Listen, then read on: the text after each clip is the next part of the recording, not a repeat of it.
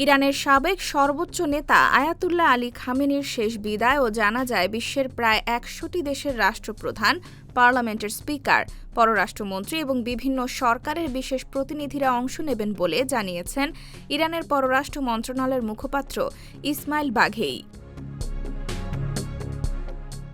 রাষ্ট্রীয় সম্প্রচার মাধ্যম IRIB-কে দেওয়া সাক্ষাৎকারে তিনি বলেন, এই বিদায় অনুষ্ঠান শুধু ইরানের জন্য নয়, বরং মধ্যপ্রাচ্য ও বিশ্বজুড়ে মুসলিমদের জন্য একটি ঐতিহাসিক ও মর্যাদাপূর্ণ আয়োজন।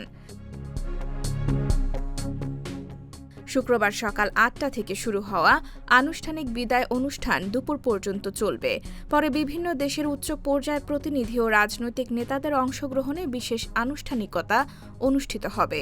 গত ২৮ ফেব্রুয়ারি যুক্তরাষ্ট্র ও ইসরায়েলের যৌথ হামলায় নিহত হন আয়াতুল্লাহ আলী খামেনি।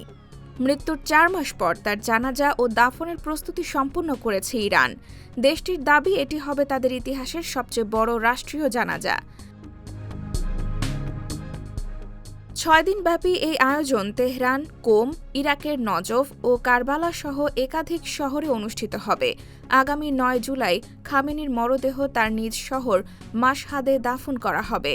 অনুষ্ঠানে দেশ বিদেশ থেকে লাখো মানুষের অংশগ্রহণের আশা করছে তেহরান।